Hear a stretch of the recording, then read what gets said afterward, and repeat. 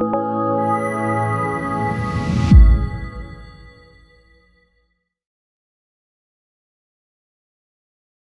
I'm Jacob Hornberger, president of the Future of Freedom Foundation, and I want to welcome you all to the third presentation in our online weekly conference called Restoring Our Civil Liberties. Most of you, I'm sure, are familiar with the Future of Freedom Foundation. We were founded 1989 with a mission of presenting the principled, uncompromising case for the libertarian philosophy. And you can go to our website at fff.org and find some 31 years worth of principled arguments for the free society.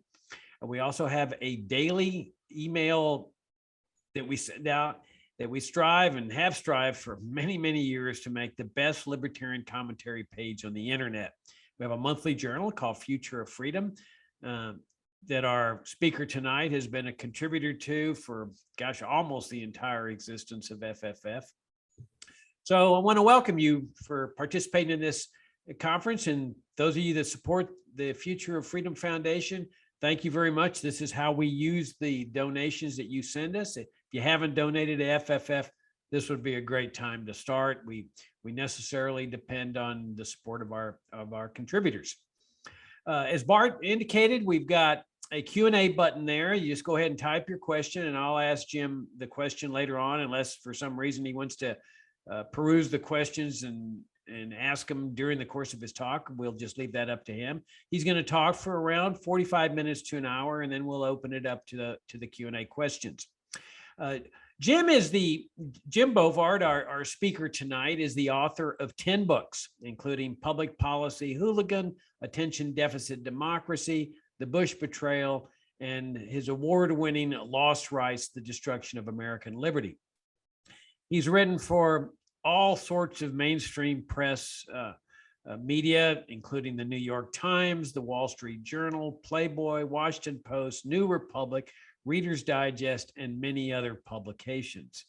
His books have been translated in Spanish, Arabic, Japanese, and Korean. And he is a member of the USA Today Board of Contributors. It's a great honor to have Jim with us. He has been a policy advisor for the Future of Freedom Foundation, I'm proud to say, for almost the entire existence. I think maybe 28 years, 29 years of the 31 years. I consider him one of my personal heroes in the libertarian movement. There are few people that display the courage and the commitment to principle that Jim Bovard does in his work. He has been a steadfast proponent of the free society, exposing all the immoralities and evils of the welfare warfare state for his entire career as a journalist. And we're just very proud to be associated with him.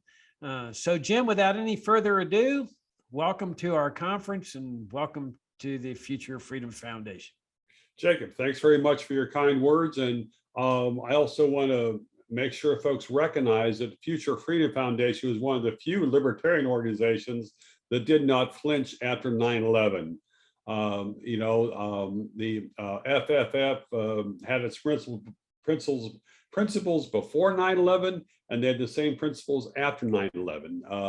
There was no trimming, there was no genuflecting, there was no curtsying to the Washington Post editorial page. Instead, y'all stuck with what you stood for, and that's made a lot easier to write for y'all, because it's not like you're a moving target. You've stayed principled, period. So, it's the title of the talk is 20 years of civil liberties attacks and the war on terror.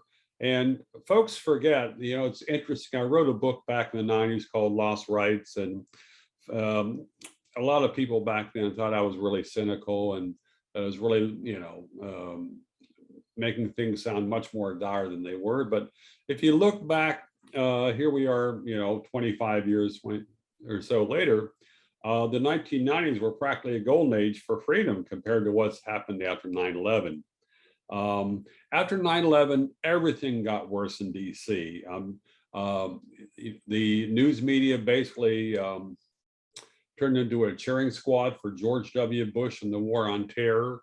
But the government approval rating, the number of people who trusted the government doubled in the first weeks after the 9/11 attacks. You had the biggest intelligence failure since Pearl Harbor, and yet the answer was to rally around the government, trust them, and give them as much power as they thought, as they claimed was necessary to make us safe. One of my favorite quotes from that time was about 3 months after the 9/11 attacks. Attorney General John Ashcroft was testifying to the Senate Judiciary Committee. Ashcroft announced that those who scare peace-loving people with phantoms of lost liberty only aid terrorists, for they erode our national unity and give ammunition to America's enemies. So Ashcroft was basically saying that people who said the government was ravaging freedom were traitors. And, you know, it was kind of irrelevant that the government was ravaging freedom. The important thing was not to aid the terrorist. But there was a mindset. There were so many folks who knew better at that point, who basically shut up and kept quiet to get along with the political establishment. There were some Republicans who did speak out. Ron Paul was one of the examples, one of the few. There were some Democrats who were very concerned about civil liberties, at least when a Republican was president. But otherwise, there was a stampede. You had the Patriot Act being rushed into law, with them barely having a chance, members of Congress barely have a chance to read it. That Patriot Act treated every citizen like a suspected terrorist and every federal agent like a proven angel. There was a lot of backlash against anybody who would criticize the Patriot Act. The Justice Department launched a Patriot Act propaganda website called lifeandliberty.gov, great title. And part of that website included an attack on an article I wrote criticizing the Patriot Act. It's interesting how the dynamics change in the freedom movement very quickly after that. There were speeches I gave in 2004 at Libertarian National Party Convention, Freedom Fest out in Las Vegas. I got booed for criticizing the Iraq War and torture. I later got booed for criticizing torture at the Foundation for Economic Education. Now, these are libertarian organizations with a long and honorable heritage, but you know, there was such an incredible backlash at that point. And it was good that places like FFF and some other places kept pushing back. It's interesting to try to capture some of the things that were sea changes in that period. One of the clearest examples was, well, I thought of that today. You know, I thought I'd have a fairly relaxed day, but I ended up doing 8 hours of jury duty. And that's the reason I didn't have time to shave. But as I was looking around that jury room, it reminded me of being in a TSA waiting line because people seem so docile. But TSA is a really good example of an agency that is almost always worse than it looks. This is an agency that I've been beating up on ever since they were created. You know, it goes back to one of their original mottos: dominate, intimidate, control. Public service, make them sweat, make them bleed, I guess. I did a New York Times piece in 2004 on the nationwide looting spree by TSA agents. TSA eventually fired more than 500 agents who were caught stealing. There are probably a lot more thieves, but I think the agency realized that the optics weren't too good if they kept saying, and now it's 700, now it's 800, now we've got 2,000 we fired. So they kind of hushed it up. So, but it seemed like almost every time that I was going through the airports, I'd have a clash. So there was, I was flying out to Freedom Fest in 2011, flying out of Baltimore, going to Vegas, and I expected no trouble because I was trying to be a good citizen. Yeah, I didn't go to the shooting range that morning. I made sure I didn't have any extra ammo clips I'd forgotten and left in my carry-on bag. You know, I wasn't even wearing a come back with a warrant t-shirt. I even took off my boots and sent them through the carry-on scanner. So this is back before they had those whole body scanners. So it was a simple metal detector. So I go through and I don't, you know, no problem. You know, I had, you know, I did what I should. And, there was this ornery, prematurely balding TSA agent, big, tall guy, starts pointing at me, points at my shirt. He says, "What's that in your pocket?" So I glanced down at my shirt pocket. I said, "It's a cigar." And he was staring at me like he caught me smuggling a pipe bomb. He says, "Let me see." He says it loud enough everybody in 75 feet can hear him. And so I handed it to him, and I explained. I said, "It's a brand called Factory Throwouts. First time I've tried them, 20 cigars for $20. I like cheap cigars, but to be honest, these are too cheap." He just kind of snorted and thrust it back at me. Now, it's possible if it had been a fancy cigar with a bogus Cuban label, a ring around, maybe he would have just genuflected and let me go, but no such luck. So he says, "What else you got in your pocket?" So I reached in and I said, "Well, a business card." So I took it out, I showed it to him, and he was staring at that card the way that someone who's illiterate does if you hand them a map when you're lost out in the way back and the person can't quite read and they hold the map upside down. And he was that kind of guy. He eventually snorted that I could pass, but I turned around and watched him, and he was treating everybody like he was a prison guard, browbeating convicts who lined up to take a shower. So 3 years later, I'm flying home from Manchester, New Hampshire. Not the Pork Fest Festival, but the other one, I forgot the name of it. Anyhow, flying out of Manchester, New Hampshire, which was the airport that was notorious for being the worst in the nation for imposing fines on travelers' attitudes. Folks didn't know that the TSA did that. It was pretty much of a covert program.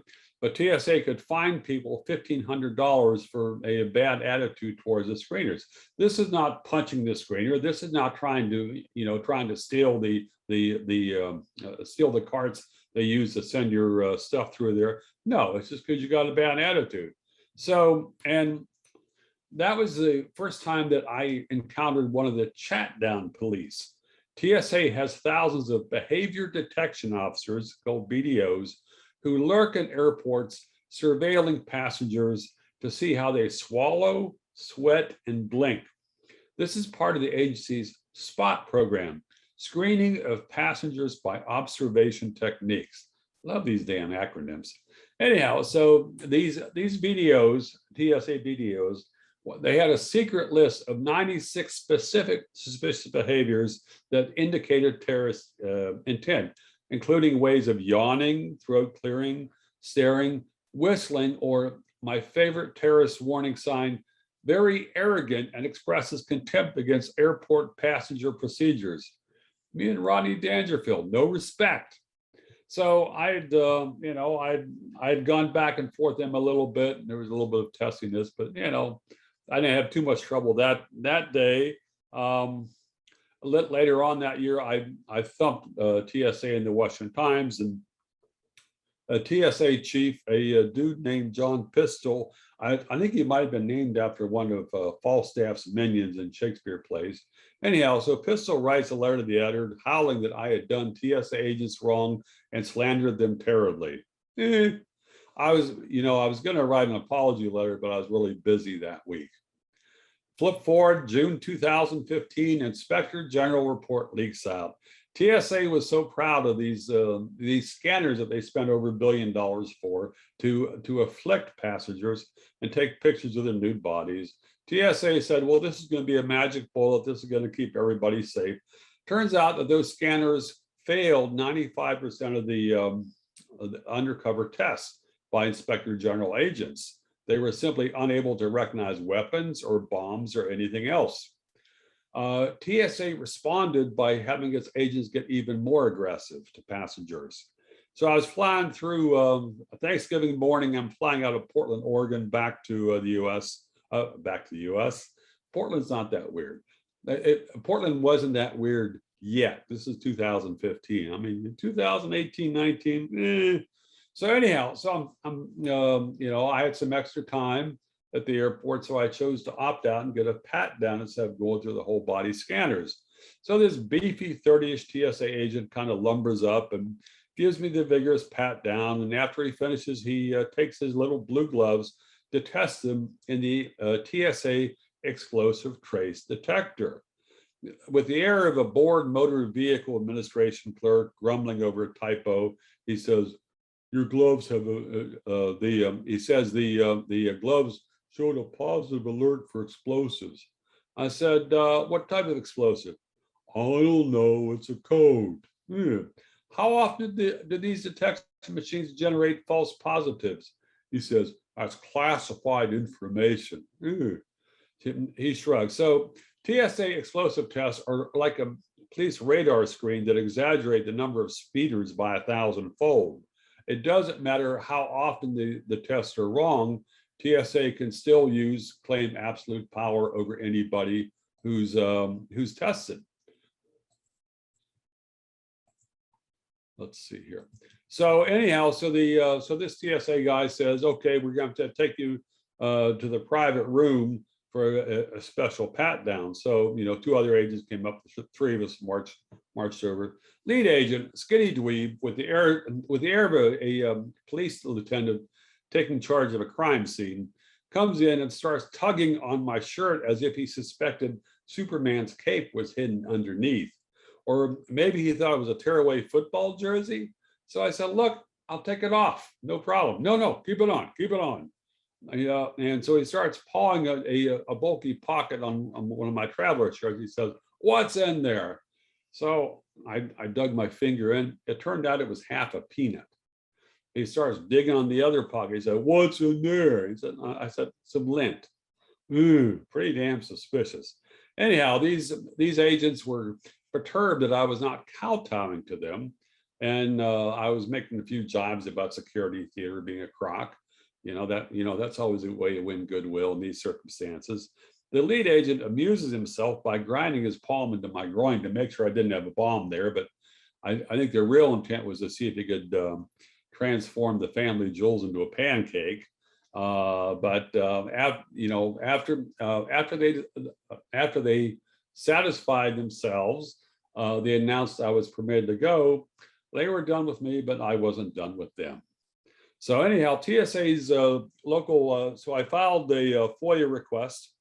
TSA's local service agent had sent an email shortly after my complaint saying that I received several other complaints lately about false testing on the explosive devices. Yeah, well, it wasn't their problem. TSA agents still got paid, and and they still had all their prerogatives. It's interesting if you see how it develops over the years. TSA never gets better. TSA never learns from their mistakes. I was coming early 2018. I was catching a flight out of DC National, going to a conference in Alabama. Went through the whole body scanner. I said, I don't want to do the pat down crap anymore. So I emptied all my pockets, took off my boots, put my cell phone in a little tray, did everything I could in my dreams. So I passed through the scanner, and this bleary-eyed, chunky TSA screener dude comes up and says, "Sir, you have something that triggered the alarm. We have to do an enhanced pat down." I'm thinking, ooh, lucky day. I says, "What do you mean?" He points at a giant body-sized video screen nearby, and the scan of my body showed a huge yellow swath right around my midriff, big enough to be 4 or 5 sticks of dynamite strapped together. So I squinted at the screen. The hell is this? And I said, I forgot to take off my belt. I said, "Look, I'm willing to take off the belt and go through the scanner again. That's all it is." Nope, that's not allowed. It had been allowed in earlier years, but TSA changed that regulation because its agents weren't having enough fun with the enhanced pat downs, apparently. So they start to do that. And he says, so the guy says, "We have to do the pat down." And then he listed all the places he was going to paw, including places that were far from where that screen illustrated a problem. So I said, "Dude, if you jam my balls, I'm going to file a complaint." He looked really flustered, and he says in a fretful voice, "I need a witness." I'm thinking, shit, you need a witness. I need a witness. So this 40-ish beefy white guy wearing a white uniform with all these epaulets comes up and announces that he would watch the other TSA agent administer the supplemental pat-down. I said, if you guys are going to have a witness, then I should get out my phone and film this. He said, it's already being filmed. And so I said, well, does your video include audio capacity? He says, that's confidential security information. I said, more like security theater. Sir, we can conduct this search in a private room if you prefer. I said, hell no, you don't have videotapes there. Let's keep this in public. Let's go. So he was eventually satisfied that my belt was not a detonator. I mean, it wasn't a big, trucker belt. It was just your normal, normal belt. So, I figured, okay, we're done. And then he says, I need to see your wallet. I'm thinking, do what?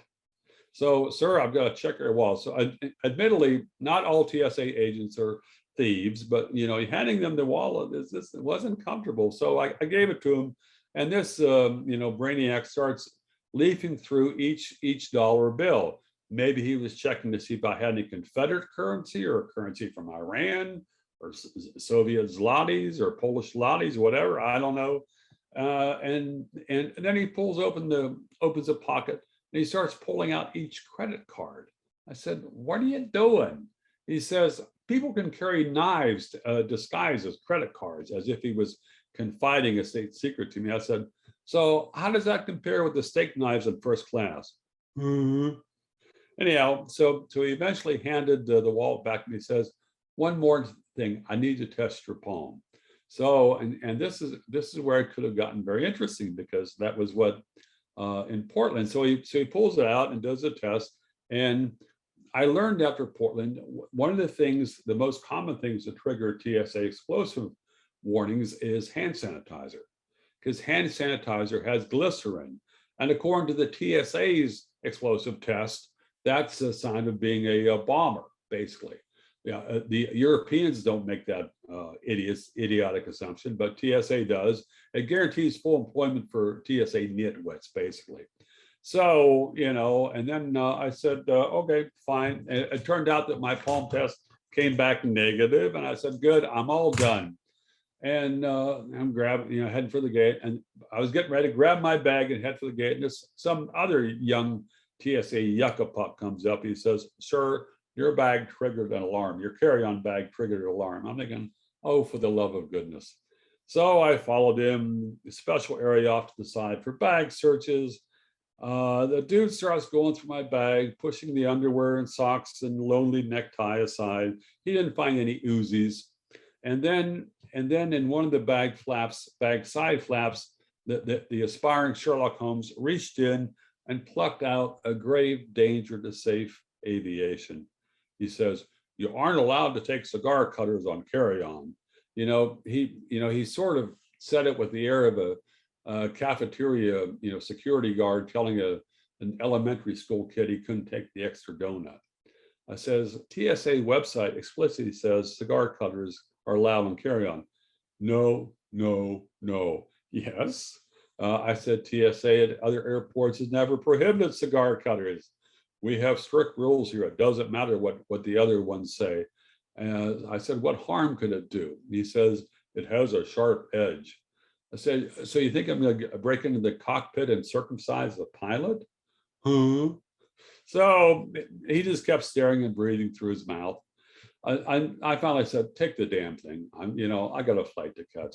So I, went over the area and was just checking my bag afterwards. And I was reassured to find in a side pocket on the other side of the carry-on bag was my backup cigar cutter. So pretty damn dangerous.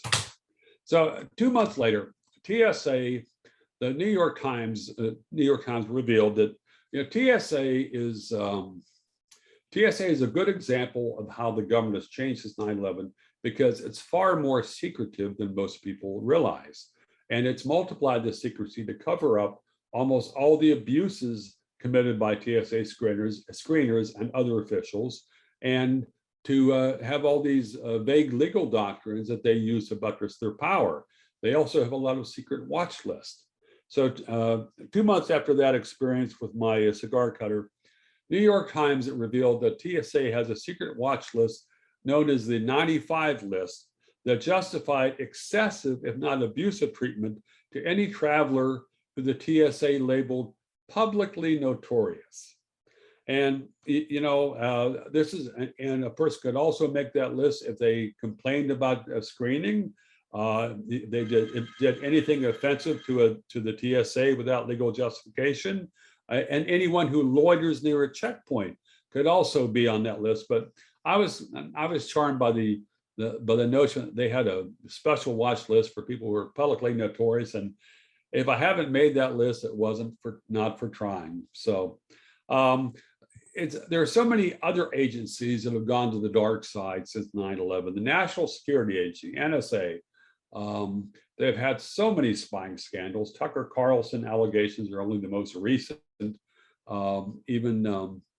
But you flip back.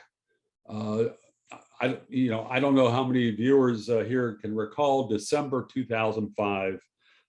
New York Times had a great expose that the NSA was doing massive illegal wiretaps, hundreds if not thousands of warrantless wiretaps of Americans at the same time, vacuuming up their email and their internet data and other things. It was a brief scandal. It should have been a much bigger scandal, but that was typical of how the government framed things back then, and how the media was so docile. Around mid-December 2005, the New York Times has a shocking expose. The following month, George W. Bush goes to Congress for a State of the Union address, and instead of admitting that this massive surveillance program this massive intrusion was illegal, Bush gave it a new name. He said, it's our terrorist surveillance program.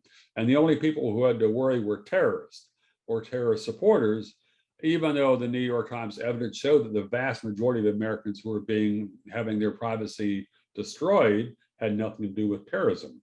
Didn't matter. And to see how these things snowball after 9/11, there was a USA Today report in May of 2006 that showed that Verizon had been giving millions of phone records to the NSA and then handed them to FBI, which again was illegal.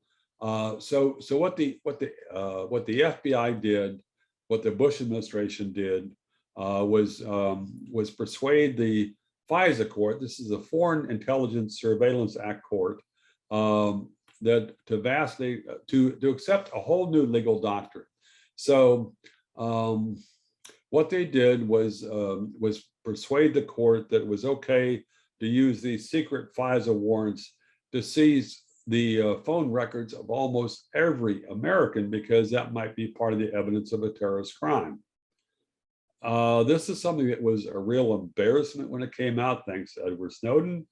But this is a doctrine that was, launched, and the FISA court, some of the Washington's most preeminent bootlickers, swallowed it and codified it, and the same argument was used by President Obama after he took office. So, so you had these doctrines. You had a lot of warnings about illegal surveillance before Edward Snowden. You had some whistleblowers. You had Tom Drake. You had some former NSA folks, Tice, I think was one of the guys' names, who were, laying out or indicating what was happening.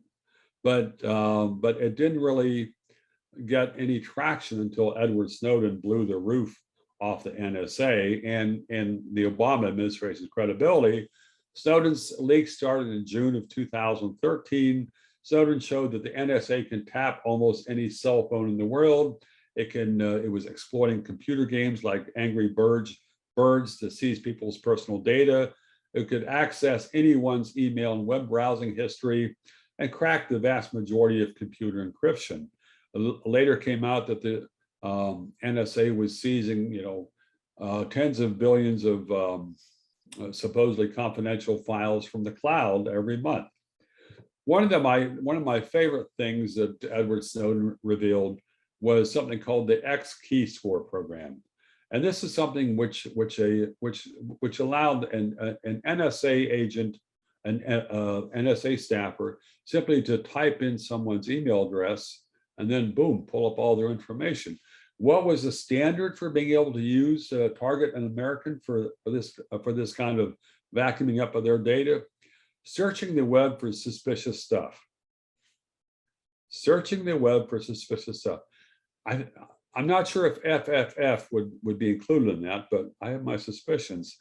I mean, this was absolutely Orwellian, and it indicated how the entire war on terror had gone so far beyond any standard of common sense or rationality. But this is what the feds were getting away with. And there was a huge backlash. Y'all might recall when after Snowden started his leaks, President Obama went on Jay Leno and said, there is no spying on Americans. But there were members of Congress and former top intelligence officials who were talking or joking about killing Edward Snowden as a way to, solve the problem and basically punish any level of exposure of government crimes. Now, some folks think, well, this is it was a really bad program. It's good that Snowden exposed it, and now the problem is solved. And got a bridge in Brooklyn, I'll sell you. Very few reforms were done in response to Snowden's revelations, and the surveillance state, deep state, call it what you want, became a lot more powerful, a lot more dangerous after Snowden's revelations. There were all these precedents and legal doctrines that the federal agencies build on, like it's sort of like a brick wall that gets higher and higher and higher, and pretty soon they've fenced out the Bill of Rights. The FBI seized far more power after 9/11, and they've been using that to build their own empire. If you look at what they did in the 2016 presidential race, they were clearly biased in favor of Hillary Clinton on that. They were pulling a lot of strings. They were bearing a lot of evidence, and they were using false information and false claims to the FISA court to justify these vacuum cleaner search warrants against Trump campaign members. And then they leaked information to the media that helped stir a frenzy of accusations that dominated much of the Trump administration history. Trump made a lot of false statements. Trump tried to seize a lot of power. He did a lot of things that were, justified to condemn. But you had the FBI and CIA fanning Russian conspiracy stuff that was simply absurd.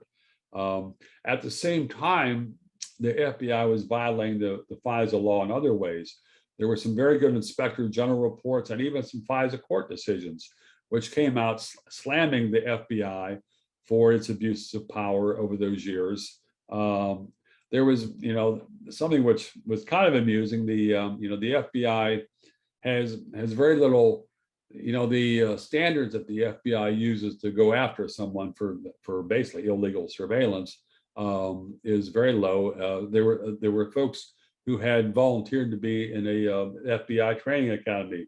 Boom, that's all it took. Let's do a big search of all their background data. There were people that called to report crimes. Boom, FBI went after them. So you have these, it's like a cavalcade of legal absurdities, and each one by itself might be amusing, but they almost all lean together to creating new power and prerogatives for boundless government power. And so it becomes, it's like the water is getting deeper and deeper with each year, with each scandal, because the scandals have not, have not resulted in rolling back federal power. For instance, President Obama is thought of as being a very moderate president, very reasonable for George W. And his reputation benefited after he left office. People would contrast him to Trump, rightly or wrongly. People forget that Obama was the first president who asserted that U.S. presidents have a right to kill American citizens without a trial. There was a terrorist doctrine that Obama started pushing in 2010.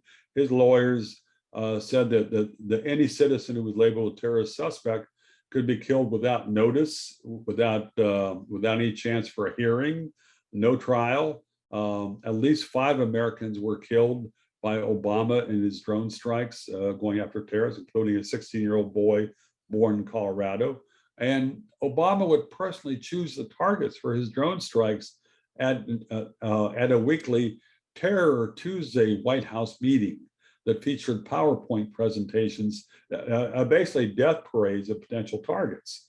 The CIA often did not know who it was killing, but they would count all of the adult males in a strike zone as combatants, unless there was explicit evidence after the killing proving that they were innocent.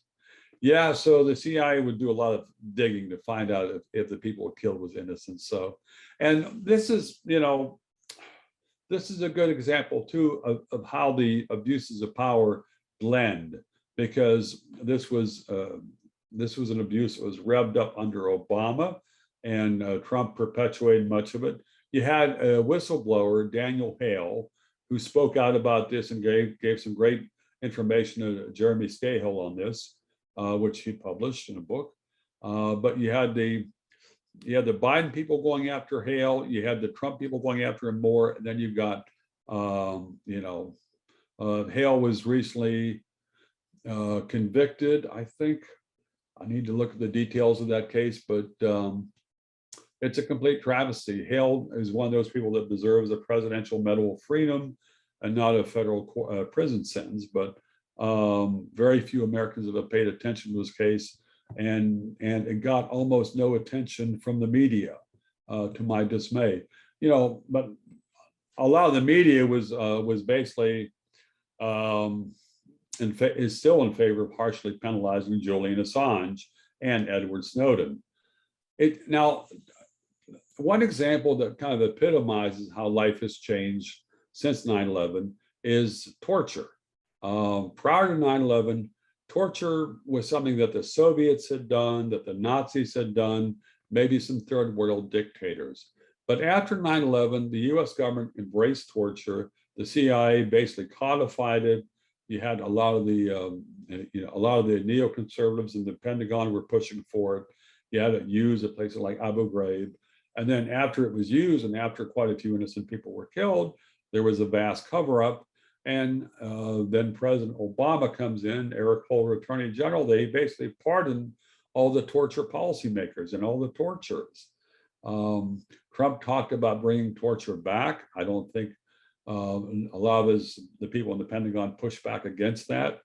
I think there was some pushback in the CIA, but you had the lady who was did a lot to destroy evidence of the torture program, from what I've read. Gina Haspel. She became CIA director under Trump. It was like being involved with the torture program and destroying evidence against the court order. That was not an impediment to being put in charge of the CIA. This is the kind of downscaling in American values that I had not expected to see.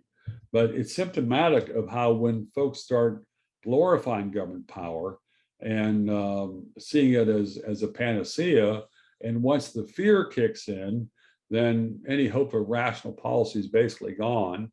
And that's what's happened after 9/11. And you've had politicians working to feed that fear, and they've succeeded in doing that. So, and a lot of the precedents from 9/11 have fed on to the response over the last 18, 19 months on COVID. You had politicians claiming unlimited power to shut down the economy, basically to lock people in their houses. Attorney General Bill Barr said that the notion of a nationwide lockdown would be the biggest civil liberties violation since the end of slavery. And I disagree with Bill Barr a lot, but he was right on that one. You had an absolute demolition of constitutional rights on the flimsiest, if not shabbiest, pretext. And yet politicians got away with it for a long time. There have been some federal judges, a few Supreme Court decisions that have struck it down. But if you look at how the political class has raise themselves with this pandemic. Governor Cuomo of New York, he was the chairman of the National Governors Association over the last year.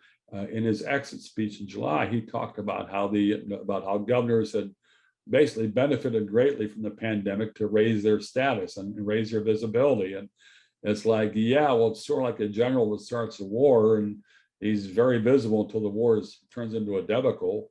The pandemic has been a lot more of a debacle than most people recognize, or that most of the media recognizes.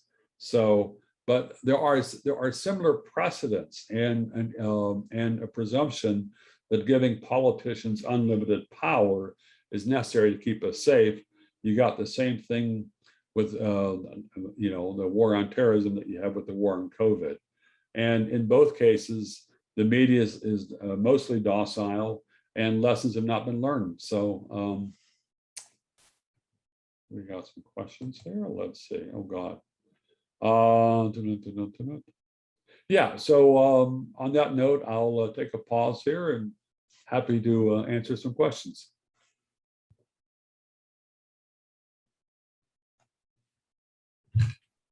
Okay, thank you, Jim, for that excellent presentation of where we are post 9/11.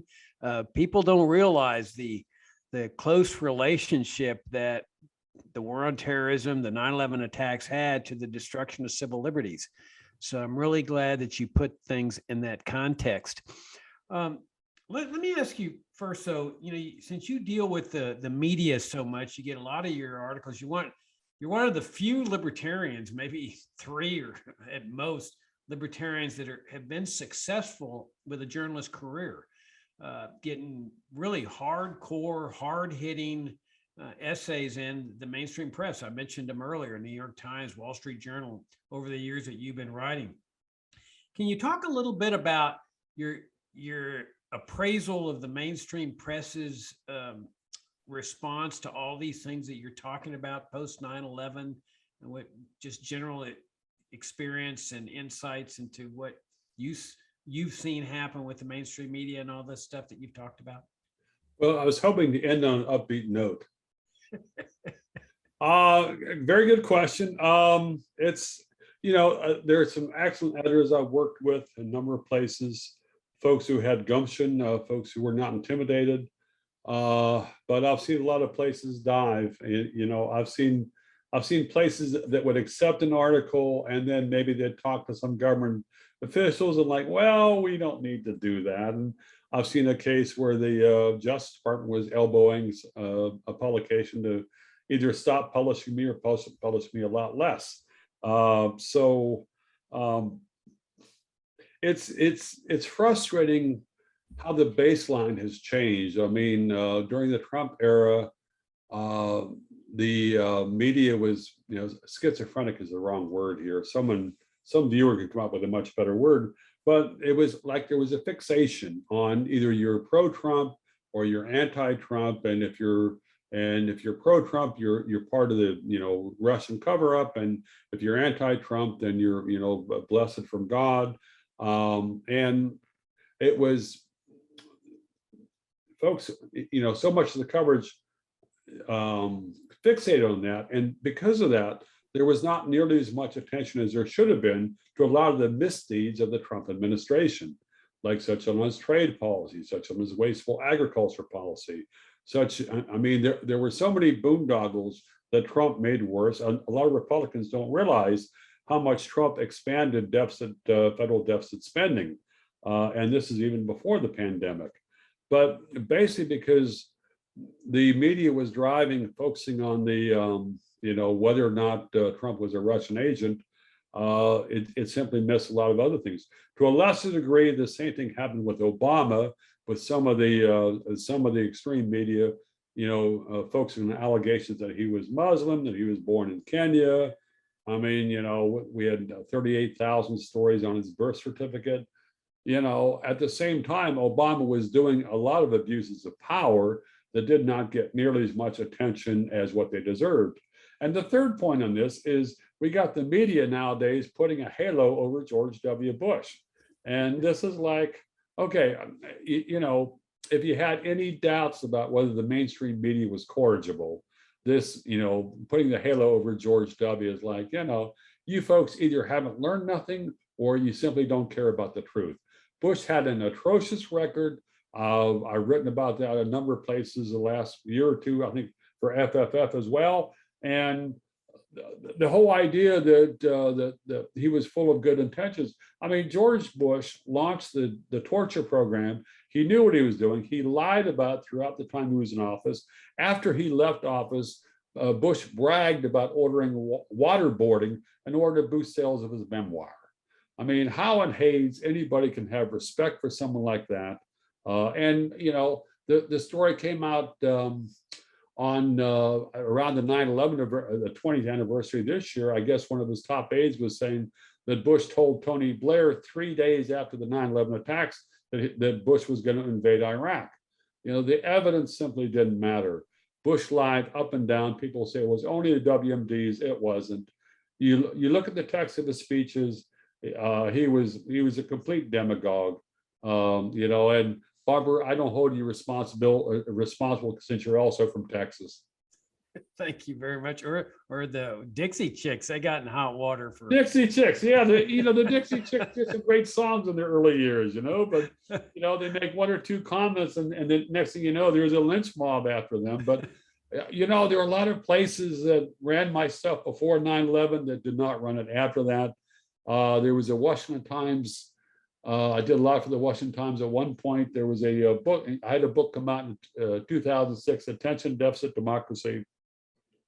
And it got such a nasty review in the Washington Times about basically that I was a bomb thrower who was guilty of character assassination of George W. Bush. And I was thinking like, dude, that's not possible. Okay. It doesn't almost, no, I'm trying to keep this family friendly. It's a struggle.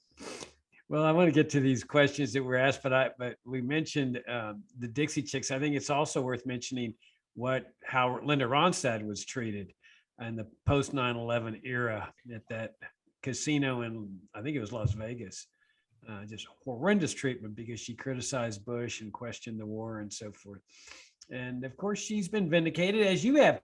In fact, I ought to mention that Jim has done an article for our monthly journal, Future of Freedom, on this post 9/11 environment in which some libertarians took a principled stand against all this foreign interventionism, the destructiveness, the debacle that was going to be there.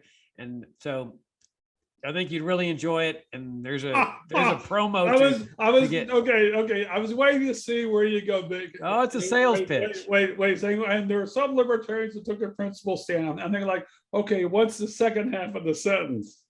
Well, you were one of them. Okay, all right, that's fine. Yeah, okay, fine.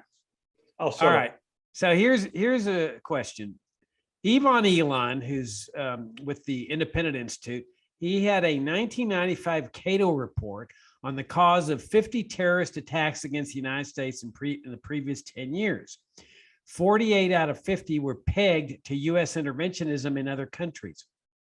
The other two were domestic, Timothy McVeigh, Oklahoma City, and the Unabomber. What are your views on these two? I was not a supporter of the Unabomber, okay? I got to make it clear. And for the second one, Timothy McVeigh. So I was doing a talk show about 1996, 97. It was a national talk show, radio show. And, some caller comes in, because we were talking about Waco and Ruby Ridge and stuff like that. And the caller comes in and says, that guy sounds like a warmed over version of Timothy McVeigh. And I'm thinking like, I don't have an Oklahoma accent. I don't know where he's from, but there was a Los Angeles Times book review when Freedom in Chains came out in 1999. There was a really nasty LA Times book review that sounded as if practically tried to blame me retroactively for the Oklahoma City bombing. It's ideas like these that lead to events like that. And I'm thinking like, yeah, I've never been to Oklahoma. All right. I should mention as an aside here that I don't think anyone's done better work, or if they have, Jim's right up there near the top on the Waco massacre, the Branch Davidian massacre, and also what happened at Ruby Ridge. And so I would invite everyone to look up those articles, Google, Ruby Ridge and Bovard or Waco Bovard, and you find some of the best stuff. I mean, Jim was absolutely, in those post-event times, Jim was relentless on what had actually happened. And he continues to write about it, which I commend you for, Jim. Thanks very much for your kind words, Bumper. And, at the time of the Oklahoma City bombing, I heard from a friend that worked at a New York newspaper, and she was talking to a colleague, and she said that her colleague, as soon as he heard about the bombing, he said, "These are Bovard's people." It's like, okay, so I was a Boy Scout. I try to be respectful. Maybe I don't do so good, but anyhow. All right, here's a question. It's kind of a general nature. How do we put a stop to all of this unconstitutional activity? Oh God, in 15 words or less. It's important to understand, first of all, I mean, to have a better handle on the evidence of what the government abuses are. That's something which I try to do with my writing. I think it's important to be able to go deeper than a single tweet. And I think there are some activists who are satisfied if they put something on Twitter and it gets X number of likes and retweets, and they feel like they've won that they won the war against big government. But people need to understand better. People need to help expose these government abuses. People need to speak up. There are kindred spirits out there, most of which would not think of themselves as libertarian, but there are issues on the right and on the left which someone who's libertarian would strongly agree with them. And so you just try to build alliances and try not to fall for any politicians' BS. So because the folks who thought it's funny, if you go back to the last 4 presidents, there were lots of people, last 5 presidents, I guess, there were lots of people that thought that their candidates of victory would be like a salvation moment for America. Well, we haven't been saved. So. Yeah, well, your personal history as a journalist is very interesting to me because, you as you've related to me, you dreamed about being a journalist and a writer, and you just decided to take it on and do it. And so do you have any words of wisdom for young aspiring writers on how they could reach the same level of success that you've reached? I have words, but I don't know how good they are. Seriously, I mean, it's, it was, I'd started out in the mid-late 70s.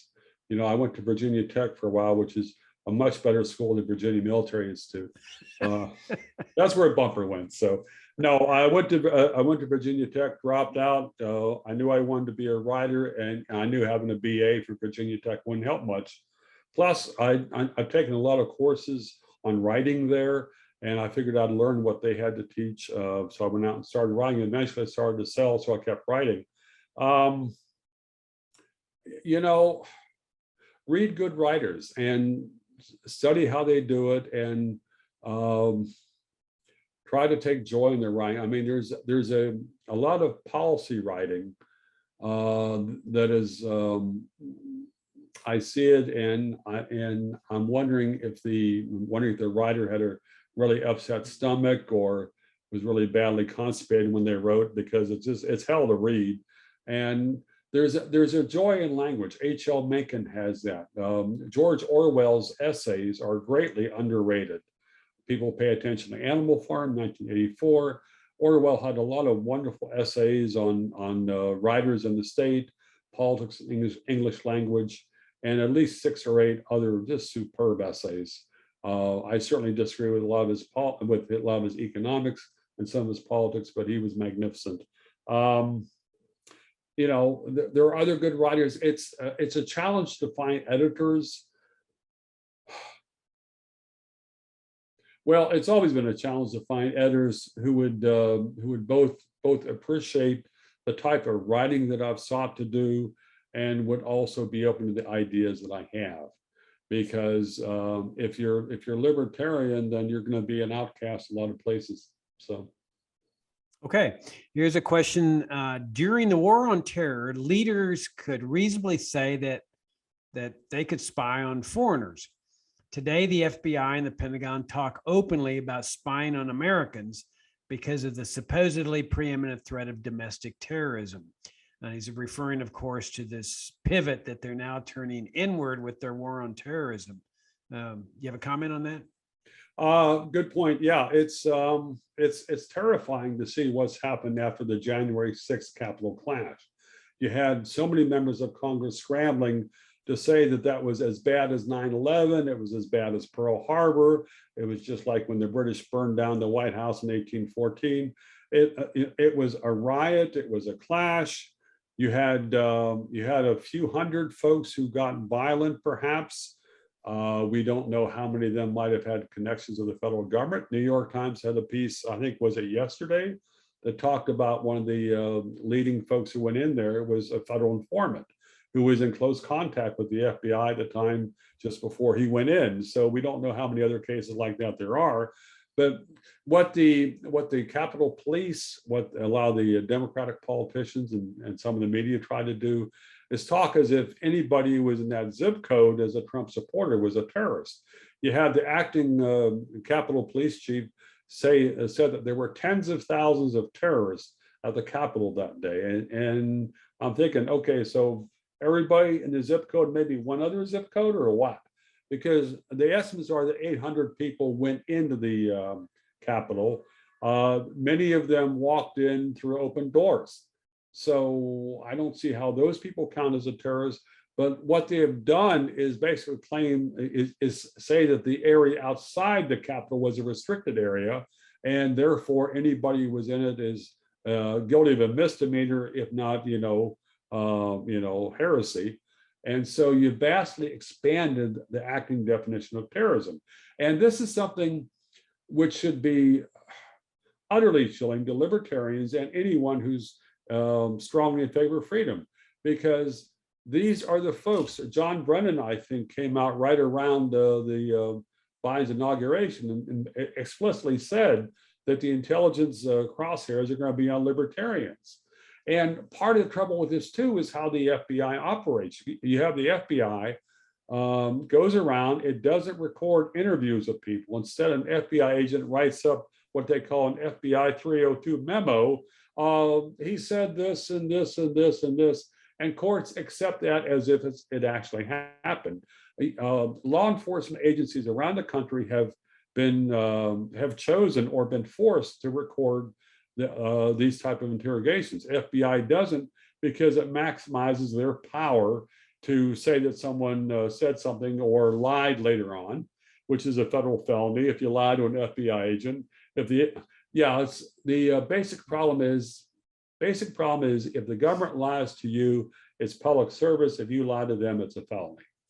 And so you've had the FBI exploit that a lot. And I've done a talk or two where I've just tried to knock sense into libertarians. It's like there's a lot of like redneck bluster. I was raised in the mountains. I'm used to redneck bluster.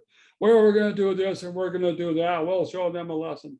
Yeah, fine, but if someone in the room's got a recording, your ass is dead. I mean, there was the Frontline did a wonderful TV report recently on the Liberty City 7 down in Miami, guys who were set up by the FBI. The whole plot was fabricated. And the huge factor there was that these guys would sit around and talk about doing this and that, and try and topple the Sears Tower in Chicago, and maybe we'll attack a federal building here, running their mouths. And next thing you know, they're indicted on felony charges. And that could happen to a lot of libertarians. So, people need to be careful. And there are informants out there. We've seen that already. And if someone's encouraging to talk about violence, it's like, especially if a new friend wants to give you a pipe bomb, they're probably not your friend. Yeah, well, we've had instance after instance that you've written about where the FBI actually creates the crime and they're pros about it. Yeah, and it's still happening. It's ongoing. And there was a huge push after the January 6th clash to expand that, to use new definitions of crime, uh, to pull more people in, and so that because the FBI lives for these headlines, X number of people indicted on the plot, like in Michigan with Whitmer, Governor Whitmer, kidnapping Whitmer. Oh, it turns out it was a lot of FBI agents and informants that were at the heart of that plot. Didn't matter, it still helped Joe Biden win Michigan. So. All right, you mentioned Edward Snowden. What's your take on Julian Assange? Julian Assange is a hero. There are no ifs, ands, or buts. I did a USA Today piece in 2018 saying that instead of a federal indictment, Julian Assange should get a Presidential Medal of Freedom. What he did was invaluable for helping Americans to recognize war crimes by the US government and other allied governments, and recognize how often our rights were being abused. And we learned a couple of days ago, I think it was Yahoo News had the report, that the top Trump administration officials were considering, if not conspiring, to try to either kill Assange, assassinate him, or kidnap him and bring him back to the US for trial. Just the fact that they would have, according to the reports, I haven't read to see if there's what the pushback has been, if there's challenges to the reports, but there were things that Mike Pompeo said about Assange when he was CIA chief, maybe as well as when he was Secretary of State. They were absolutely appalling. I mean, Julian Assange exposed federal crimes. If you want to have a free society, we need to know what crimes the government is committing. Otherwise, we're going to have a whole lot more federal crimes. All right. Do you have any comment on the base at Guantanamo? Like what? I mean, yeah, it's, let me be clear. I'm opposed to torture, okay? There's horrendous abuses have gone on there. And they were covered up, they were lied about. I'm trying to think of the term. There was, at some point, 2003, 2004, 2005, the Bush administration policymakers recognized they had a legal problem because they had gotten a lot of tortured confessions from the detainees. So what they wanted to do was have FBI agents go in and interrogate the same people again and get clean confessions that didn't involve beating them or forcing them to stay awake for 8 days in a row, or throwing them under cold showers, or letting them die of hypothermia. So once the government starts torturing, it's like it's absurd to expect it to respect any other rights or freedoms. And the tolerance and the cheerleading for torture in this country after 2001. It's interesting. There were, I've been wrong a lot of times. And one of the times I was wrong was in 2004 when the memos came out, the John Yoo memos, that laid out the new doctrine that the criminal law and the Constitution does not limit the power of the president during wartime, and it's okay to be very rough with prisoners, preferably not to kill them. And there were other memos that came out. The photos from Abu Ghraib, a lot worse photos, were suppressed by the CIA with the federal judge's permission. And I thought that caused a huge backlash because, my goodness, torture. I mean, this is barbarism. Again, it's Soviet Nazi type stuff. But I guess for a lot of people, they were so frightened, or they were so gullible. I mean, this is a sad thing to see how 9/11 made so many people so gullible. And unfortunately, a lot of that gullibility survives.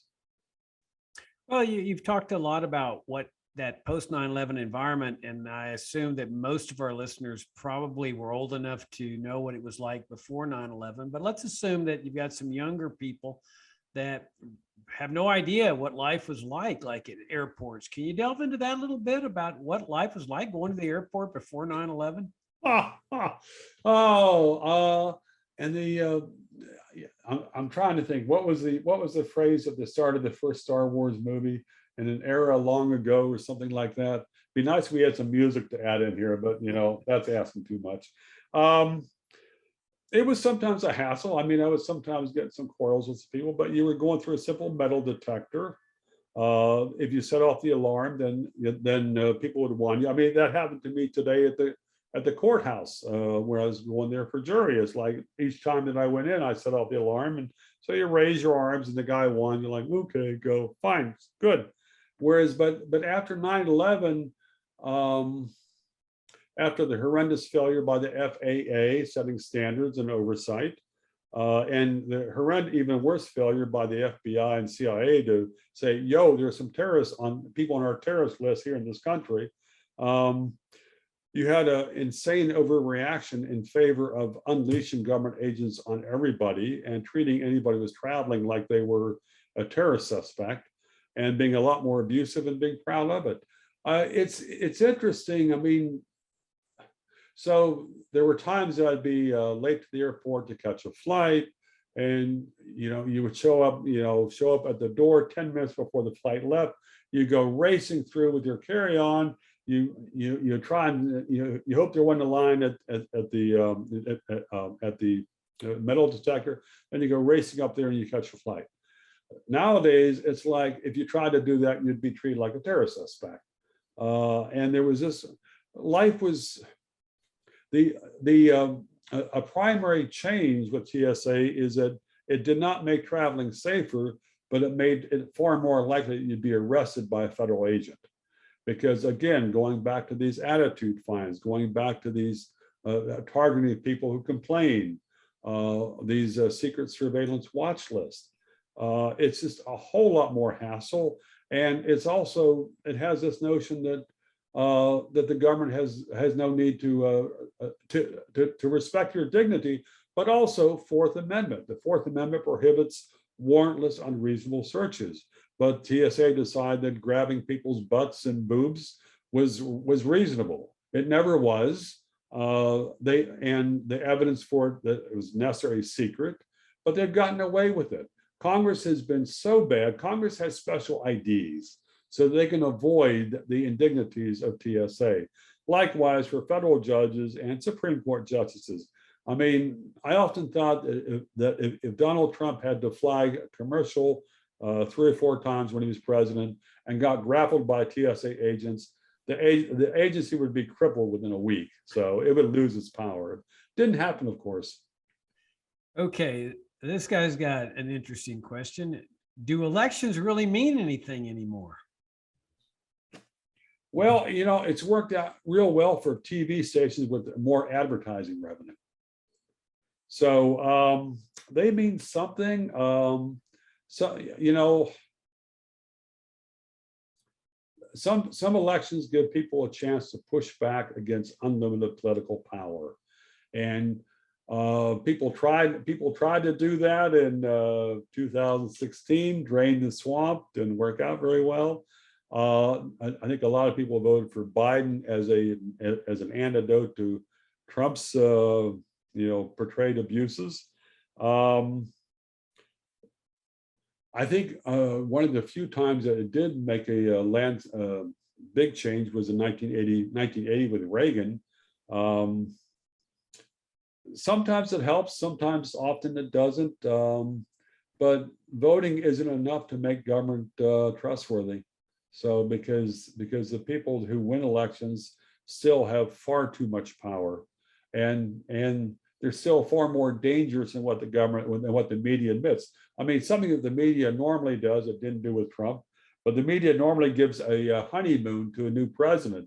And this is like a really bad precedent, because it's basically encourages them to go on a legislative rampage, where you've seen what Biden has done with all of his executive orders and simply burying so many federal abuses. Yeah, I mean, sometimes elections help, but often they simply oh hell. I had a good line on this a year or two ago in writing, but I'll have to check and get back to you. Well, you've got that good line about the wolves and the getting together with the chicken or something like that. Democracy must be more than 2 wolves and a sheep voting on what to have for dinner. Right.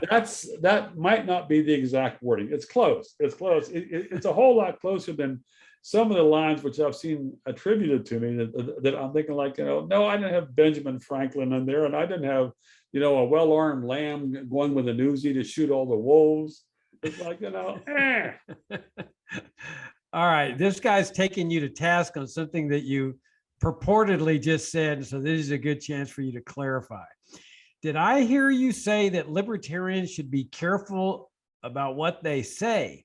How is that not caving to this climate of political correctness and servility to the state?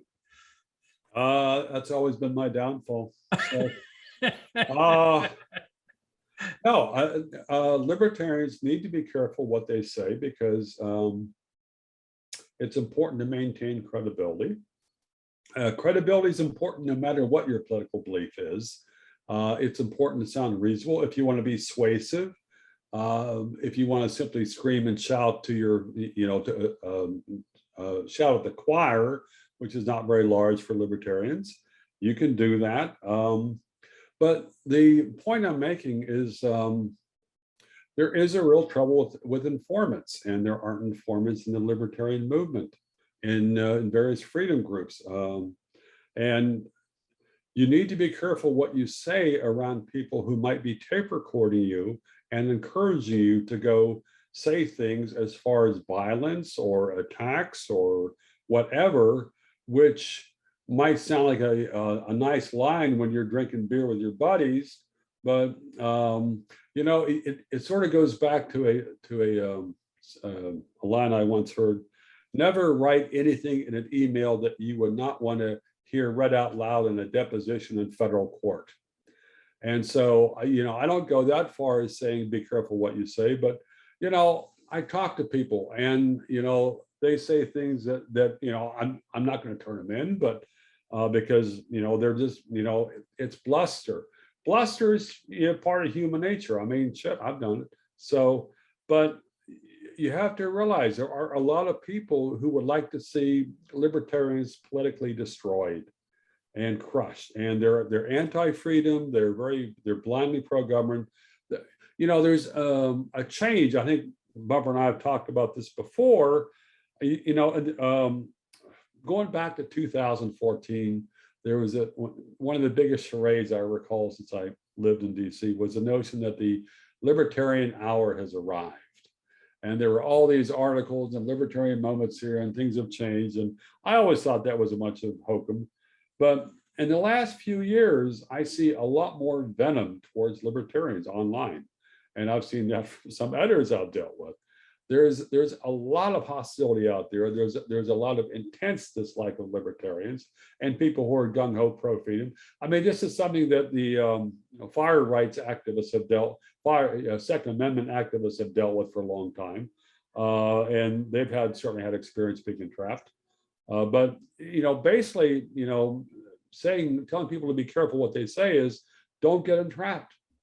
Don't get entrapped. Don't say things which could look bad if you're facing charges. So no, those are very wise words, because the FBI has their little scorecard where they're trying to get as many convictions and arrests, and there's nothing they would love more than to set up some libertarians and crow about how libertarianism is such a danger to American society. Yeah, there's a lot of animosity from some of the Biden supporters and maybe some of the Biden officials towards libertarians, because a clear-headed, principled version of libertarianism, that's like a javelin against a lot of the boundless government power ideas that Biden is pushing. I mean, Biden was saying a day or two ago that his $3 trillion program for so-called infrastructure is going to be zero cost. Even the Washington Post called out that BS. But so there are a lot of basic Biden doctrines that libertarians are, arch enemies to. So, you can't expect to be treated with kid gloves. So, yeah, was it John Brennan who even made mention of libertarians when he said we've got to deal with domestic threats or something like that? Yeah, it was I think on January 20th, maybe January 21st.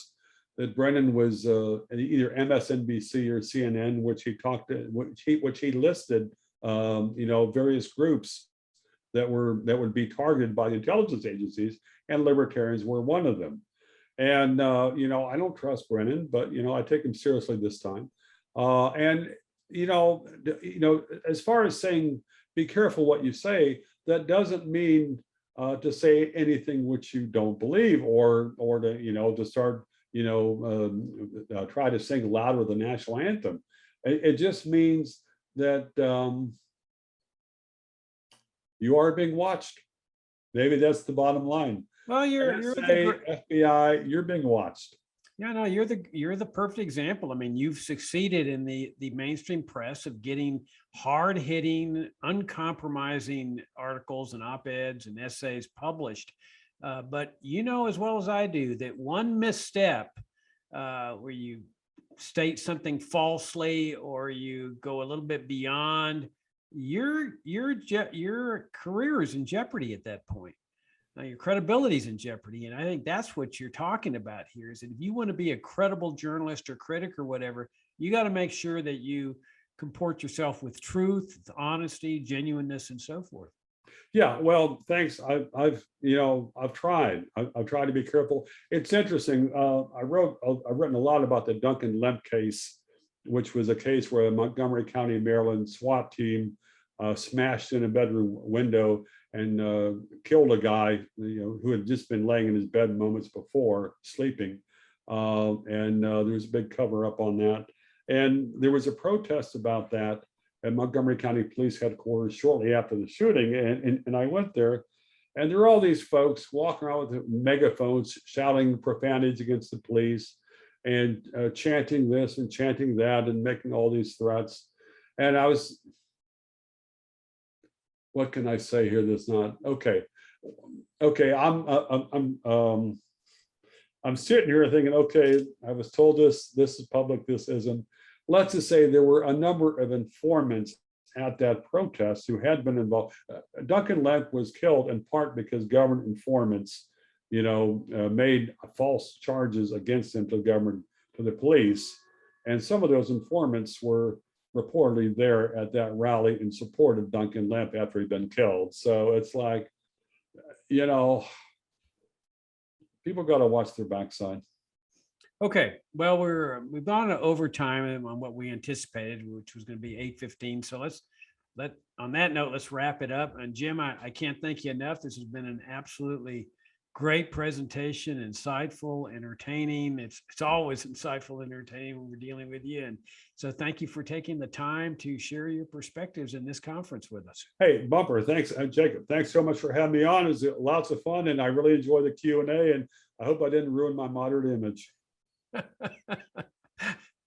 All right, so thank you all for tuning in. Next week, we've got Michael Glennon. It's a talk that you're not going to want to miss. Glennon is written a book that I think should be, okay, not required, but recommended reading for every American. It's called National Security and Double Government. I'd say get a copy today and read it before next week. I mean, Glennon is not just some crackpot author. He is a professor of law at Tufts University. He has served as counsel for the U.S. Senate Foreign Relations Committee. He's got a lot of other credentials. You can see him on our website at fff.org.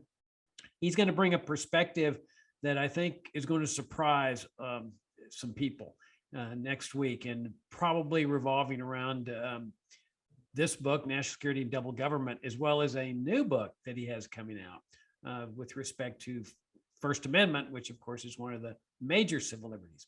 So we look forward to having you there, same time, same station, 7 p.m. next Tuesday night. Thank you for tuning in, and we'll see you all next week.